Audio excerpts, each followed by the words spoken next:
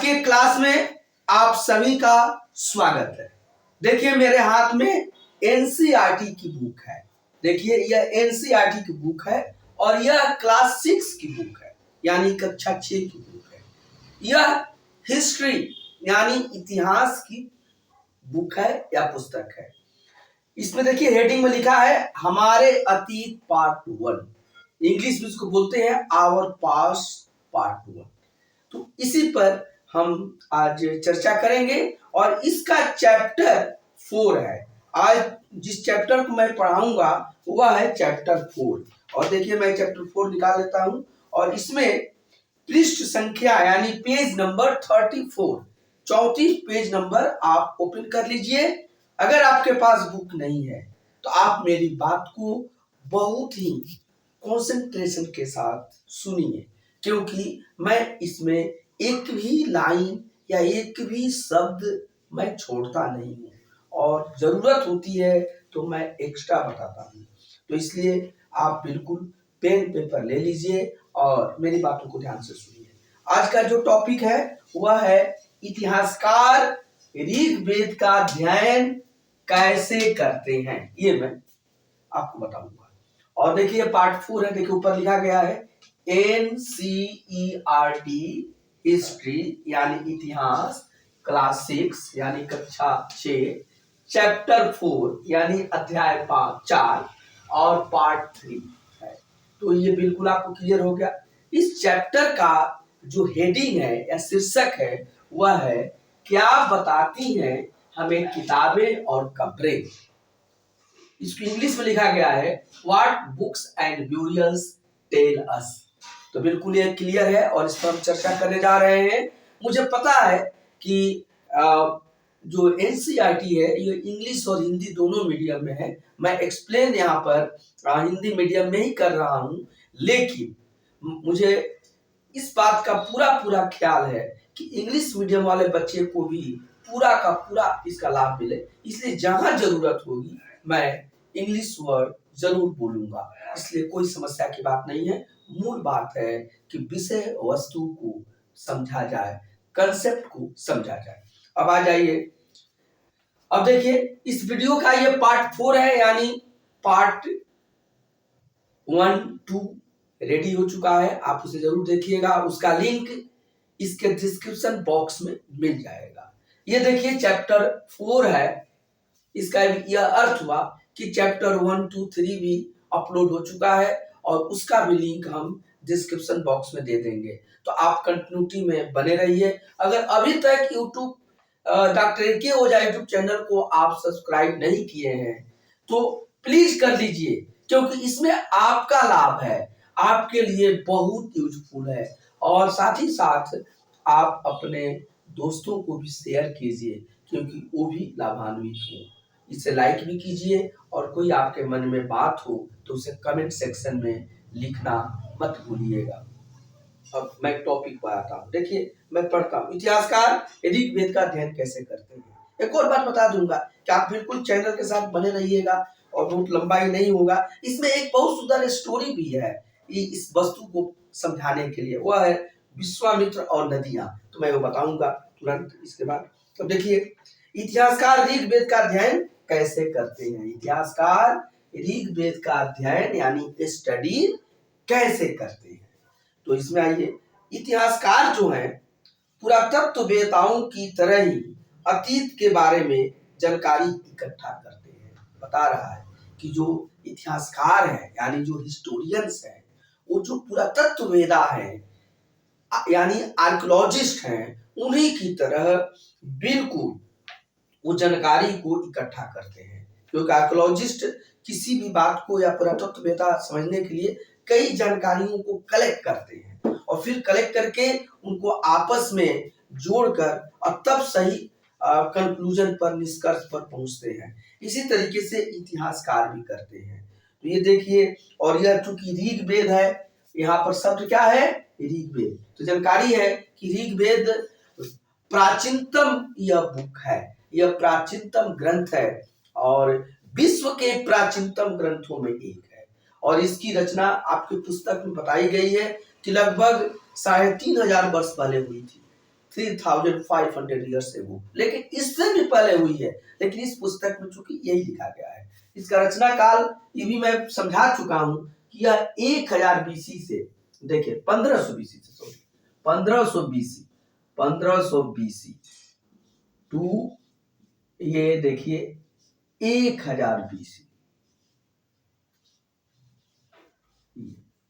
इतना समय तक ऋग्वेद की रचना हुई है। माने ऋग्वेद को इतना समय तक रचना किया गया या संकलित किया गया या कंपाइल किया गया, ये लगभग 500 वर्ष है। तो 500 वर्षों तक इस बुक की रचना हुई है। तो ये देखिए कितनी पुरानी किताबें हैं। उस समय तो लिखने की बात, लिखने की कला का आविष्कार भी नहीं हुआ था। तो यहाँ इस पुस्तक में बताया भी गया है कि लिखने की कला तो महज करीब करीब लगभग 200-250 वर्ष पहले ही हुई है। तो इसलिए उस समय की बातों को हम कैसे जानकारी करते हैं। अब आ जाइए मेरी बात पर। लेकिन भौतिक अवशेषों के अलावे वे लिखित स्रोतों का भी उपयोग करते थे। जो हिस्टोरियंस हैं वह जो भौतिक अवशेष है जो बचा हुआ, कुछ भौतिक अवशेष बचा हुआ है, मैं चर्चा करूंगा पांडुलिपि, उसके साथ ही साथ कुछ भौतिक जो अवशेष बचे हुए हैं इसके साथ साथ लिखित स्रोतों का भी उपयोग करते हैं। ठीक है, क्या करते हैं कि देखिए ये काल देख लेते हैं कि 1500 ईसा पूर्व से 1000 ईसा पूर्व के आसपास ये के बीच में ऋग्वेद का रचना हुई है। और उस काल की अगर कोई वस्तु मिलती है, उस काल के अगर कोई भवन बिल्डिंग मिल गए, उस काल के कोई यूटेंसिल्स यानी बर्तन मिल गए, मृत भांड मिल गए, तो उसका भी अध्ययन करते हैं। या जो भी उस काल की जो भौतिक अवशेष या जो वस्तु हमें मिलती है उसका भी अध्ययन करते हैं और उससे वो इस बात का वो अर्थ निकालते हैं और साथ ही साथ लिखित स्रोत का भी अध्ययन करते हैं और उन दोनों सूत्रों को आपस में जोड़कर अब तब फाइनल इतिहासकार कोई बात करते हैं। अब देखिए आगे लिखा है, चलो देखते हैं ऋग्वेद का अध्ययन कैसे करते हैं। ठीक है, ऋग्वेद के कुछ सूक्त वार्तालाप के रूप में है। सूक्त मतलब वेल सेड, अच्छी तरह से कही गई बातें, उसी को वर्सेस या श्लोक भी बोलते हैं। तो ऋग्वेद के जो कुछ सूक्त हैं उसमें क्या है, कन्वर्सेशन है, वार्तालाप है। ठीक है ना, उसमें कुछ एक या दो लोगों, दो या तीन, दो या दो से ज्यादा लोगों के बीच में क्या है, वार्तालाप है। तो ऋग्वेद के कुछ सूक्त वार्तालाप के रूप में है। इसमें देखिए विश्वामित्र नामक ऋषि और देवियों के रूप में पूजित दो नदियों ब्यास और सतलुज के बीच यह संवाद एक ऐसे ही सूक्त का अंश है। इस पुस्तक में एक ऐसा सूक्त दिया गया है जिसमें ऋषि विश्वामित्र, विश्वामित्र याद कीजिए, अगर आप महाभारत सीरियल देखे होंगे तो उसमें याद कीजिए कि विश्वामित्र और मेनका का प्रसंग तो आपको याद आ रहा है ना, कि विश्वामित्र एक ऋषि हैं और मेनका आती है, अप्सरा हैं, वो बहुत तपस्या करते हैं तो इंद्रदेव डर जाते हैं। जब भी कोई तपस्या करता है तो इंद्रदेव डर जाते हैं कि लगता है कि मेरा ये सिंहासन यानी इंद्रासन लेने के लिए ही तपस्या कर रहा है। तो उन्होंने अपनी अप्सरा मेनका को भेजे हैं कि जाओ और इनकी तपस्या को भंग करो। मेनका आती हैं और विश्वामित्र की तपस्या को भंग करती हैं और विश्वामित्र मेनका के प्रेम पास में ये फंस जाते हैं और जकड़ जाते हैं और दोनों एक तरीके से ये शादीशुदा हो जाते हैं और मेनका और विश्वामित्र से ही एक लड़की का जन्म होता है। ठीक है, और जिसका नाम शकुंतला है। ठीक है, और वो शकुंतला कश्यप ऋषि का आश्रम में पलती बढ़ती है। उसी शकुंतला, फिर शकुंतला और दुष्यंत का संबंध बनता है और उससे एक पुत्र जन्म लेता है और उस पुत्र का नाम भरत होता है। तो कहा जाता है कि बहुत वीर भरत हुए, आगे चल के राजा बनते हैं। वो बचपन में ही बाघ का दांत गिनते थे। तो उस भरत के नाम पर भी लोग कहते हैं, ऐतिहासिक स्रोतों में मिलता है कि इस देश का नाम, भारत का नाम भारत पड़ा। हालांकि इसके और भी तथ्य हैं। एक भरत जन है, उनके नाम पर भी कहा जाता है। और एक ही भी कहानी है कि जो विश्वामित्र और मेनका से उत्पन्न पुत्री शकुंतला के पुत्र भरत के नाम पर इस देश का नाम भारत पड़ा। तो ये कहानी है, तो वही विश्वामित्र है। मैं याद दिलाने के लिए इतनी कहानी कहा, और चूंकि आप बच्चों को कहानियां बहुत याद समझ में आती है तो हुआ। और यहाँ पर दो, तो विश्वामित्र और दो नदियों के बीच में कन्वर्सेशन है, यानी वार्तालाप है।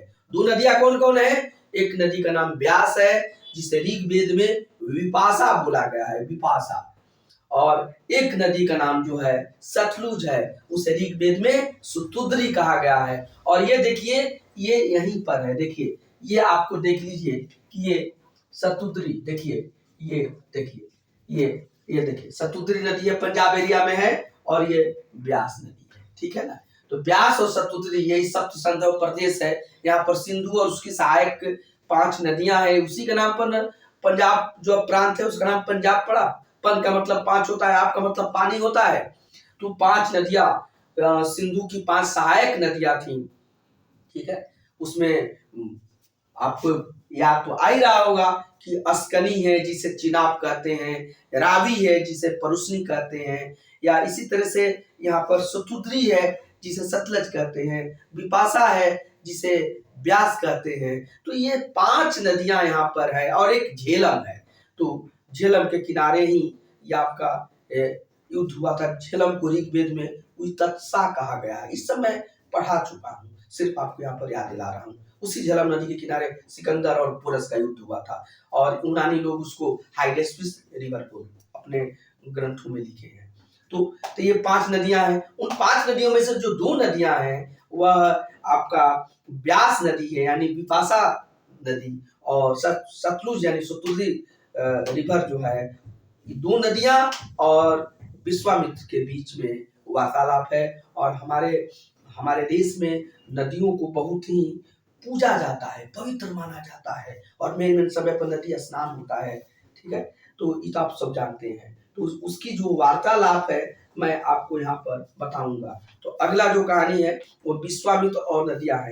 लेकिन इसके पहले एक चीज बात बता रहा हूँ, देखिए उसके पहले कहानी मैं बताऊंगा, लेकिन फिर आइए ऋग्वेद की पांडुलिपि का एक पन्ना आपके पुस्तक में पेज संख्या 35 यानी पेज नंबर 35 पृष्ठ संख्या 35 में देखिए ऋग्वेद की एक पांडुलिपि का पन्ना दिया गया है। पांडुलिपि मैन्युस्क्रिप्ट मतलब कि जो हाथ से लिखा हुआ है, तो हाथ से लिखी हुई है। और किस चीज पर लिखा है देखिए, ये तो भुर्ज वृक्ष की छाल पर लिखी।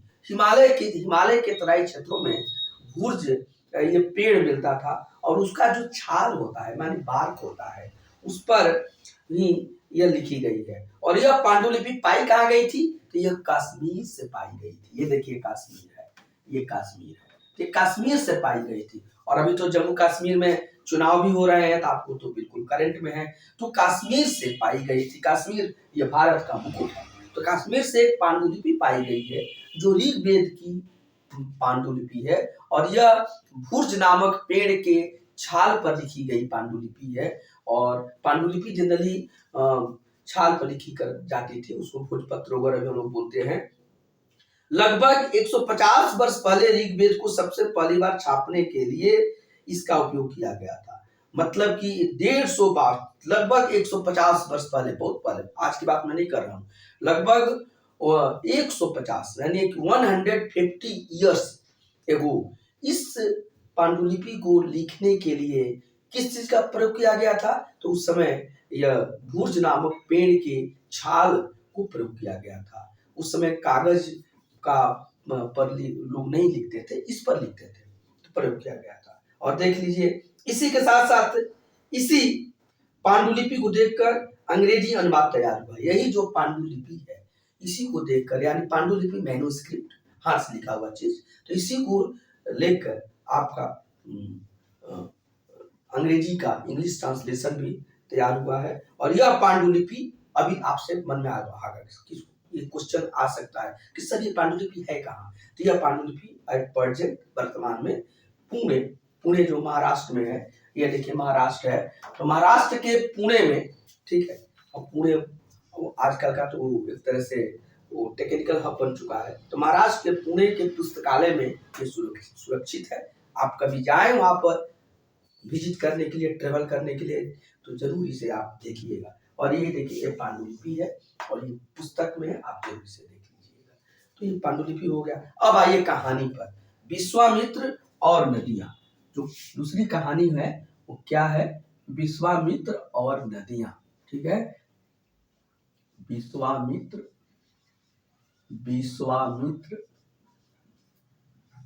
और नदियां, इनके बारे में काफी चर्चा आपसे कर चुका हूं। तो विश्वामित्र और नदियां के बारे में यह कहानी है और इसे जरूर आप सुनिए और इस कहानी को एंजॉय कीजिए। लेकिन ये कहानी कहने का कुछ मकसद है। मकसद क्या है? इस कहानी के माध्यम से यहाँ पर आपको समझाने का प्रयास किया जा रहा है कि आखिर जो हिस्टोरियंस होते हैं या इतिहासकार होते हैं वह ऋग्वेद का अध्ययन कैसे करते हैं। सिर्फ पुस्तक पढ़ लेते हैं या और उस पुस्तक को पढ़ने के बाद उससे कुछ तथ्य निकालते हैं। इस पर चर्चा करेंगे। देखिए, अब पहले विश्वामित्र बोलते हैं नदियों से, क्योंकि वार्तालाप है, कन्वर्सेशन है। विश्वामित्र नदियों से बोलते हैं, क्या बोलते हैं? हे नदियों। नदी मतलब रिवर, ठीक है, नदी मतलब रिवर। तो हे नदियों, अपने बछड़ों को चाटती हुई दो दमकती गायों की तरह। नदियों से कहते हैं हे नदी, हे नदियों, आप मतलब नदियों को संबोधित कर रहे हैं कि आप अपने बछड़ों, नदी का जो बच्चा होता है उसको बछड़ा कहते हैं, तो बछड़ों को चाटती हुई मतलब नदी गाय के बच्चे को बछड़ा कहता है। तो बछड़ों को चाटती हुई दो दमकती गायों की तरह। दमकती मतलब एकदम चमकती हुई, शाइनिंग, ग्लोइंग। तो आप दो गायों की तरह, और वैसी गायें जो अपने बछड़ों को चाट रही हैं, दो फुर्तीले घोड़ों की चाल से, ठीक है ना। और यहाँ पर बिल्कुल उपमा दे रहे हैं। और आपकी जो चाल है वो कैसे है? तो लगता है कि आप दो फुर्तीले घोड़ों की वेग से, चाल से आप पहाड़ों से नीचे आओ। तो बोलते हैं कि हे नदियों, आप दो गायों, वैसी गायों जो अपने बछड़ों को चाट रही हो और बिल्कुल वो दमकती हुई हो, मतलब ग्लोइंग है, बिल्कुल वो सुंदर दिख रही है, शाइनिंग कलर की है। और ऐसी गायों के रूप में आप दो फुर्तीले घोड़ों की चाल से, ठीक है, पहाड़ों से नीचे आओ, क्योंकि नदी तो पहाड़ से निकलती है। इंद्र द्वारा दी हुई शक्ति से स्फूर्त तुम रथों की गति से सागर की ओर बह रही। बोलते हैं कि हे नदी, आपको जो इंद्रदेव ने जो शक्ति आपको प्रदान की है, ठीक है, और वो शक्ति क्या है? बिल्कुल स्फूर्तमान है, बिल्कुल एनर्जेटिक है। तो इंद्रदेव द्वारा जो आपको एनर्जेटिक यानी स्फूर्त शक्ति मिली है उससे, ठीक है ना, तो और तुम रथों की गति से, रथ की जो गति है से सागर की ओर बढ़ रही है। बताए कि नदी तुम सागर की ओर बढ़ रही हो, क्योंकि नदी पहाड़ से निकलती है। देखिए यही है, सिंधु और उसकी सहायक नदियां हैं। तो जो सतलुज और आपकी ब्यास नदी है जिसकी इसमें चर्चा हो रही है, दो नदी वही है, सतलुज और ब्यास। तो ये देखिए पहाड़ से निकलकर और कहाँ निकल जाती है? अरब सागर में मिल जाती है। अरब सागर, यही अरबियन सी है। तो यही बता रहे हैं रास्ता को कि आप इस पहाड़ों से निकलकर और आप सागर की तरफ बहती हो। नदी ऐसे नहीं बहती है, नहीं, इसमें बहती है। गंगा नदी जो है गंगोत्री से निकल कर देखिए बंगाल की खाड़ी में यहाँ करती है। गंगा सागर जहाँ कहा जाता है। तो खैर यहाँ पर हम ब्यास और सतलज नदी की चर्चा कर रहे हैं। तो यहाँ से पहाड़ से निकलकर आप अरब सागर की तरफ बह रही हो और उसको, और आप बिल्कुल दमकती हुई गायों की तरह हो और अपने बछड़े को लगता है कि चाट रही हो और मैंने प्यार कर रही हो, पुचकार रही हो। और इसके साथ ही साथ यहाँ पर आपकी जो चाल है वह किसके जैसी चाल है? तो दो एकदम तेज चाल से चलने वाले या फुर्तीले घोड़ों की तरह चाल है। घोड़ा मतलब हॉर्स। और इस तरह से आप रथ की गति से सागर की ओर बढ़ रही हो। जब सागर की ओर बढ़ रही हो तो रथ की गति से बढ़ रही हो। साथ है, अब देखिए, तुम जल से परिपूर्ण हो, एक दूसरे से मिल जाना चाहती हो। नदियों को बोलते हैं कि नदी, आप जल से परिपूर्ण हो, फुलफिल्ड हो, और लगता है कि आप एक दूसरे में मिल जाना चाहती हो। फिर नदियां क्या बोलती हैं? देखिए नदियां बोलती हैं, जल से परिपूर्ण हम देवताओं के बनाए रास्ते पर चलती हैं। नदियां बोलती हैं कि हे ऋषिवर, मैं तो जल से परिपूर्ण, मैं, बात बिल्कुल सही है कि we are the full of water.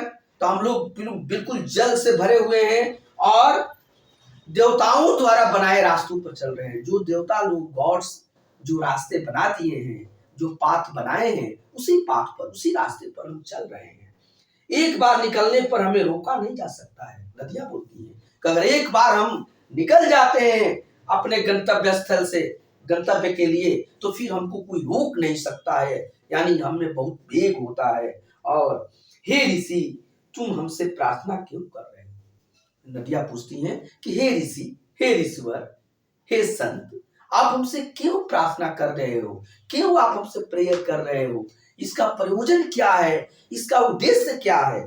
तब विश्वामित्र बोलते हैं, हे बानु, विश्वामित्र नदी को बहन यानी सिस्टर के रूप में संबोधित करते हैं। हे बानु, मुझ गायक की प्रार्थना सुनो। नदियों से बोलते हैं कि हे नदी, हे मेरी बहन, ठीक ना। मुझ गायक, गायक मतलब जो जो इस तरह की श्लोक को बोलकर और अपने उद्गार को पैदा कर रहे हैं तो गायक हुए। हम मंत्र जब पढ़ते हैं ना तो मंत्र के द्वारा हम एक तरह से सिंगिंग ही तो करते हैं ना, चांटिंग करते हैं।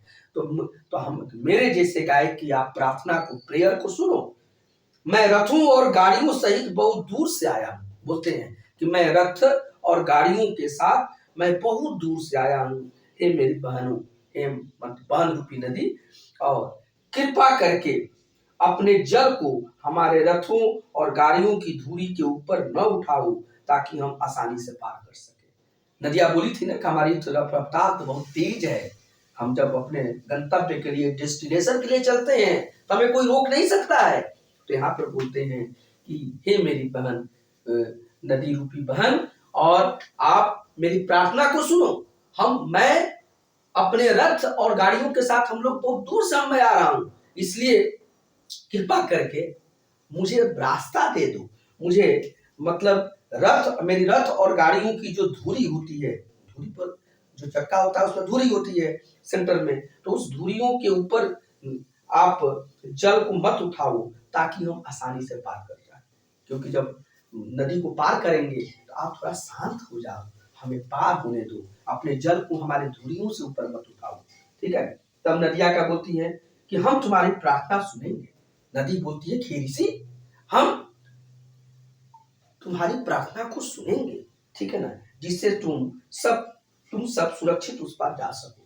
मतलब विश्वामित्र के साथ कुछ और लोग हैं, तो बोलती है कि हम आप लोगों की प्रार्थना को हम सुनेंगे, उनको ईश्वर करती हैं, और इसलिए सुनेंगे कि आप सुरक्षित, आप उस पार माने नदी के पार हमको पार करके आप चले जाओ।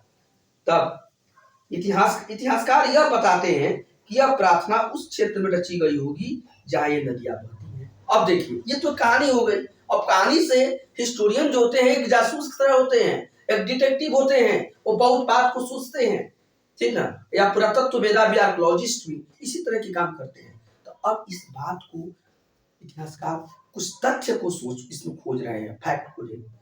तो सबसे पहले इतिहासकार को ये पता कर उनको इस बात का ज्ञान होता है कि यह जो प्रार्थना है, जो प्रेयर किया गया है विश्वामित्र ने नदियों के लिए किया है, यह प्रार्थना वो ऐसे क्षेत्र में यह प्रार्थना रची गई है जहाँ की नदियां बहती थी। एक बात हो गई, क्योंकि यहाँ नदियों की चर्चा है तो उस क्षेत्र में जहाँ नदियां बहती थी। वे यह भी सुझाते हैं कि जिस समाज में ऋषि रहते थे वहां घोड़ों और गायों को बहुत महत्व दिया जाता था। ये भी हो गया, क्योंकि जिस समाज में ऋषि रहते थे वहां पर घोड़ों और गायों का बहुत महत्व है। दूसरी फैक्ट आ गया, कुछ समय घोड़े महत्व, क्योंकि घोड़े को बताया गया है कि एकदम घोड़े जैसे फुर्तीले चाल से, तो घोड़ों का महत्व था। घोड़ों के फुर्तीले चाल को लोग उपयोग करते होंगे और उससे लोग एक तरह से आकर्षित थे, मोहित थे। साथ ही साथ गायों का महत्व रहा होगा, क्योंकि नदियों की जो तुलना है, नदियों से प्रार्थना कर रहे हैं और जिस चीज से प्रार्थना कर रहे हैं उनको खुश करने के लिए उनका तुलना किससे करते हैं, तो दमकती हुई गायों जो अपने बछड़ों को चाट रही है।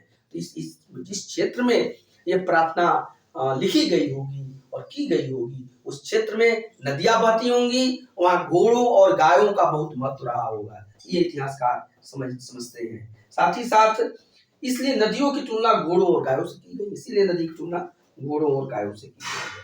तो यहाँ पर देखिए एक क्वेश्चन से यहाँ पर लिखा गया है कि क्या तुम्हें लगता है कि रथ भी महत्वपूर्ण थे? बिल्कुल, क्योंकि यहाँ रथ की भी चर्चा है, तो रथ की भी चर्चा है तो रथ भी महत्वपूर्ण थे।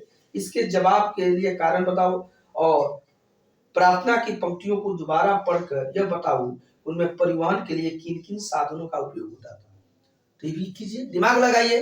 तो जो परिवहन है यानी ट्रांसपोर्टेशन, उसके लिए देखिए एक तो रथ का उपयोग होता था, घोड़ा का चर्चा है तो तो घोड़े की भी चर्चा होती थी। और कुछ गाड़ी है, मतलब रथ और गाड़ियों दोनों शब्द है ना, गाड़ी कार्ट, तो गाड़ियों की भी चर्चा होती थी। ये सब परिवहन के उस समय के साधन रहे होंगे, ठीक है। फिर देखिए ये बछड़े उछड़े आ रहे हैं, बाद में भी बैल और ऑक्स बनते थे, तो उसमें बैलों की जो काम होता था जुताई करने के लिए भी, खेत को जोतने के लिए भी, और ट्रांसपोर्टेशन के लिए भी होता था। सब आप इस कंक्लूजन पे पहुंचते हैं। ऋग्वेद की प्रार्थनाओं में अन्य दूसरी नदियों, खासकर सरस्वती, सिंधु और उसकी सहायक नदियों का भी जिक्र किया गया है। ऋग्वेद की जो प्रार्थनाएं हैं उसमें अन्य नदियों की भी चर्चा है, इसीलिए ऋग्वेद में तो एक नदी सूक्त ही आ गया है नदी के बारे में। और उसमें पता चलता है कुछ समय ऋग्वैदिक काल में लोग किन किन नदियों के बारे में जानते थे। और उसमें देखिए, उसमें सरस्वती नदी की चर्चा है, सरस्वती नदी को बहुत पवित्र नदी माना जाता था। सिंधु नदी की चर्चा है, सिंधु नदी उनके लिए बहुत महत्वपूर्ण नदी होती थी। और सिंधु की जो सहायक नदी में, सिंधु की 5 सहायक नदियां, उनकी भी मैं चर्चा कर चुका हूँ। तो सिंधु 5 सहायक नदी जो अस्कनी है, या फिर पुरुषनी है, अस्कनी यानी चिनाब है, रावी है, रावी को पुरुषनी कहते थे, झेलम को वितक्षा कहते थे, यहाँ पर व्यास को विपाशा कहते थे, और इसी तरह से देख लीजिए कि सतलज को सुतुद्री कहते थे। तो ये सब सिंधु की 5 सहायक नदियां हैं जिसमें पंजाब पंजाब। और ये सब जो बात हो रही है, ये स्पष्ट लगता है कि सप्त सैंधव प्रदेश है। सप्त सैंधव प्रदेश मतलब ये मुख्य रूप से जो 7 नदियां हैं, सिंधु और उसकी 5 सहायक नदियां हैं, और सरस्वती नदी है, तो इसकी चर्चा है। गंगा और यमुना का उल्लेख सिर्फ एक बार हुआ है, ये बहुत इंपॉर्टेंट है कि गंगा और यमुना जो है, यहाँ पर कौन कौन नदियां हैं। तो देखिए यहाँ पर सिंधु नदी है, पहले सरस्वती नदी है, देखिए सरस्वती, सरस्वती, सरस्वती नदी, देखिए सरस्वती नदी का नाम है। पेन थोड़ा मैं चेंज कर लेता हूँ क्योंकि लगता है कि थोड़ा कम चल रहा है या स्पष्ट नहीं। देखिए सरस्वती नदी है, फिर ये सिंधु नदी है, ये सब नदियों की चर्चा है। सिंधु नदी है, फिर इसकी सहायक नदी है, सहायक नदी, सिंधु की सहायक नदी, सिंधु की सहायक नदी, सिंधु की सहायक नदी, सहायक नदी। और कौन कौन सिंधु की सहायक नदी है, तो आप देख ही रहे हैं। सिंधु की सहायक नदी में यहाँ पर आप यहाँ देख लीजिए, झेलम नदी है, झेलम, झेलम, इसको वितक्षा कहते हैं। क्या बोलते हैं? वितक्षा, वितक्षा। मैं एक बार चर्चा कर भी दिया हूँ, फिर यहाँ पर आपको रिवाइज करा रहा हूँ कि झेलम नदी है। झेलम के बाद देख लीजिए चिनाब नदी है, देखिए ये चिनाब, तो चिनाब नदी है, चिनाब। ऋग्वेद में इसको अस्कनी कहा गया है। क्या बोला गया है? अस्कनी, अस्कनी, ठीक है ना, अस्कनी नदी है। फिर चिनाब के बाद देख लीजिए यहाँ पर आपकी जो नदी है वो रावी नदी है, रावी, इसको परुष्णी कहा गया है, बहुत इंपॉर्टेंट नदी है परुष्णी। सभी इंपॉर्टेंट नदियां हैं, परुष्णी है, ठीक है ना। तो ये हो गया, तो ये 1 2 3 दो नदी का नाम तो दिया ही गया है। वो आपको यहाँ पर जो नाम दिया गया है वह है व्यास नदी, व्यास, व्यास नदी जो है। और व्यास को अब सब में नदी नहीं लिख रहा हूँ, 2 में ऊपर लिखा हूँ, तो ये व्यास नदी है, इसको विपाशा कहा गया है। एक एक्ट्रेस का नाम भी विपाशा है, तो आप इसे याद कर लीजिए। तो व्यास नदी है। और एक नदी जो है ये सतलज नदी है, जिसकी ये व्यास और सतलज की नदियों की विश्वामित्र कन्वर्सेशन कर रहे हैं। ये देखिए सतलज नदी है, और इसको ऋग्वेद में सुतुद्री नदी कहा। ये बहुत पूछा जाता है, सुतुद्री, सुतुद्री नदी, इनकी चर्चा हुई है। और उस समय ये जो ऋग्वैदिक काल में सरस्वती नदी बहुत पवित्र नदी मानी जाती थी। ये जो इलाहाबाद है यानी प्रयागराज जो है, वहां पर संगम है, और किन नदियों का संगम है? गंगा, यमुना और सरस्वती का संगम है, ठीक है। हालांकि कभी सरस्वती को लोग कहते हैं कि लुप्त हो गई, दिखाई नहीं देती है, लेकिन ये सरस्वती नदी का ऋग्वेद में चर्चा है। सिंधु भी बहुत वहां की महत्वपूर्ण नदी हुआ करती थी, और इससे एक तरह से सब सिंधु प्रदेश का ये लाइफ लाइन थी सिंधु नदी। और सिंधु और उसकी 5 सहायक नदियां थी। इन्हीं 5 सहायक नदियों के कारण पंजाब का नाम पंजाब यानी पन यानी 5 5, और आप का मतलब जल होता है, वाटर होता है, ये नदियां हैं। अब एक चर्चा है कि प्रयागराज में मैं संगम की बात किया, तो संगम में कौन कौन नदियां हैं? सरस्वती ये नदी, और गंगा और यमुना। आ जाइए, ऋग्वेद में गंगा यमुना की भी चर्चा है, लेकिन कम चर्चा है। गंगा यमुना, गंगा और यमुना, और यमुना नदी, ठीक है। सरस्वती गंगा यमुना पर ही तो संगम है। और गंगा यमुना की जो चर्चा है, ये देखिए इनका उल्लेख सिर्फ एक बार, क्या है, सिर्फ एक बार उल्लेख हुआ है, सिर्फ एक बार उल्लेख। अब देखिए इस बात से भी हिस्टोरियंस जो होते हैं कुछ अर्थ निकालते हैं कि गंगा यमुना का वो लोग जानते तो है, उल्लेख सिर्फ एक बार हुआ है, लेकिन उनकी जो कार्यविधि एक्टिविटी है इस क्षेत्र में कम होती थी गंगा जमुना में। अभी यहाँ तक विशेष रूप से वो आ नहीं पाए थे, आ रहे थे, बहुत कम जानते हैं, इसके बारे में कम चर्चा है। लेकिन देखिए सरस्वती का या सिंधु और उसकी सहायक नदियों की बहुत ज्यादा चर्चा है, इसलिए सप्त संधव प्रदेश भी कहा जाता था इसको, तो इनकी ज्यादा चर्चा है। तो इतिहासकार ये कहानी के माध्यम से नदी गाय, उनको पता चला कि गाय और घोड़ों का बहुत महत्व हुआ करता था। उस समय लोग रथ का उपयोग करते थे ट्रांसपोर्टेशन के रूप में, घोड़े का भी उपयोग होता था। बछड़े शब्द आए हैं, बछड़े से बैल बनते होंगे, बैल का उपयोग आप पढ़ेंगे तो ट्रांसपोर्टेशन में भी, अनाज वगैरह एक जगह से दूसरी जगह ढोने में भी होता था। साथ ही साथ बछड़े का उपयोग आपको एक तरीके से जब वो बैल बन जाते थे, ऑक्स बन जाते थे, तो उनका उपयोग जोतने में भी, कृषि कार्य करने में भी उनका उपयोग होता था। तो ये सब इसमें चर्चा में मिलती है। गाड़ियां भी उस समय होती थी। और इसी के साथ साथ ये आपको पता चला कि उस समय ये जो सिंधु और उसकी सहायक नदियों का बहुत महत्व रहा होगा, इस बार बार चर्चा आई है। नदी सूख गंगा यमुना के भी वो लोग इसके बारे में जानते थे, लेकिन सिर्फ इसका उल्लेख एक ही बार आया है। इसका मतलब कि इस जगह पर उनकी जो कार्यविधि थी, एक्टिविटी थी, बहुत ज्यादा अभी नहीं थी, और इस जगह तक वो बहुत अच्छी तरह से नहीं आ पाए थे।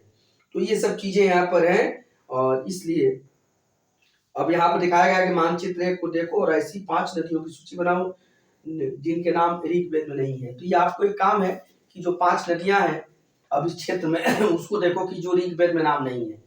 स्पष्ट बात है कि जो साउथ की भी नदियां हैं, इधर ये लोग नहीं आ पाए हैं, गावे जो आपका नदियां हैं, तो इन नदियों में जो कावेरी है और कृष्णा है, ये 5 नदी आप चुन सकते हैं, और उन नदियों की अभी ऋग्वेद में चर्चा नहीं है। तो आज की क्लास में इतना ही, फिर नेक्स्ट क्लास में आपको मैं दूसरी चीज पढ़ाऊंगा, यानी कि जो अगला जो टॉपिक है बहुत इंपॉर्टेंट है, और मैं यहाँ पर मवेशी और घोड़े और रथ के बारे में मैं चर्चा करूंगा।